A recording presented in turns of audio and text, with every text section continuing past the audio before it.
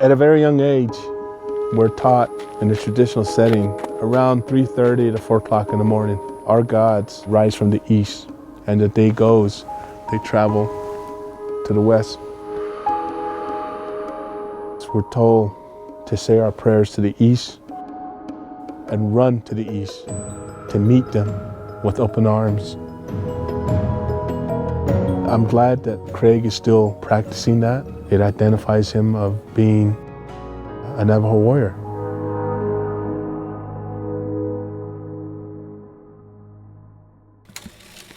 I did a lot of this when I was younger. You kind of direct them where you want them to go. So I kind of want them to go into that empty field.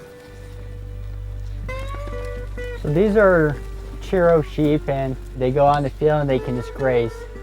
This is paradise for me here.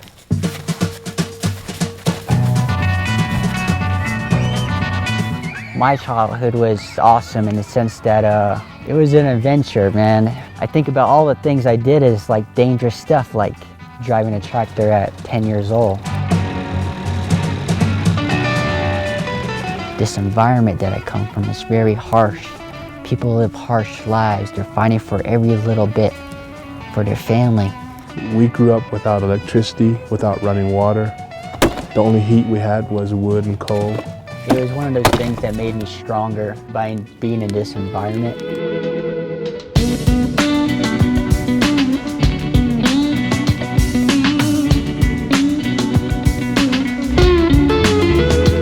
I started to run competitively when a guy named Terry Thompson, who was my high school coach, he kept telling me to come and join out here for his cross-country team. Craig would come around with his friends, and I tried to talk to him and say, "Hey, Craig, come on out." No, I got things to do at home. As a young person, we're taught to take care of family. For instance, Craig, his dad didn't want him to run because he had to take care of animals at the house. Well, he and his mom were working, providing for the family. My parents were like, no, you got chores at home, and they didn't want to hear nothing about running. So I made it a point that I'm gonna go see his dad. I got off work and I drove directly to his dad's work. He goes, no, I don't want him running. I need him at home. I kind of disagree with you. I understand, I respect your discipline, but you also have to understand that Craig is growing up.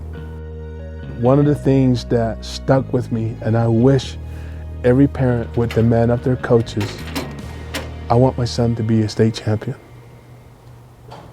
That's the only way I'm gonna allow him to run. My senior cross-country season was really tough. I didn't win a race all year. There's this kid from Flagstaff that was very arrogant. He goes, I can't do it. I tried every weekend to beat him, and he keeps beating me. I can't do it. But what if you start to race with him? Get in his head. That's what he's been doing to you. The gun sounds at the state meet, and they all take off. And I see someone coming over the hill. I look, and I saw that wild swing. He sprints to the finish line for about a good 200 meters. Finally, second place comes over. The two guys he couldn't beat all season long, he literally demoralized them. We're always told you can't recruit reservation kids because they're going to quit on you and they're going to go home. There was a lot of truth in it. At first, he didn't trust me as a coach. And I remember him saying that, hey, I don't know if I can trust you. And I'm like, what? I don't know what I did not to earn your trust. Craig's Pima coach called me and he says, I can't get through to him. Is there something I need to know? I said, you need to make him trust you. Don't just yell at him to do 400. Talk to him, put your arm around him, ask him what he's doing. Talk to him on a personal level. He called me back about a month later. He goes, thank you. He's totally changed. This is Pima Community College West Campus. Here's my name at 5,000 meters, 14:23. As he grew, as he learned to compete at this level, he became unbeatable. His second year at junior college, he broke Abdi Abdirahman's school record for 5,000 meters. He was behind with about 3 laps to go, and I think I said to him, hey, if you don't get on your horse and go now, you're gonna miss the school record by a second. And he just took off and flew.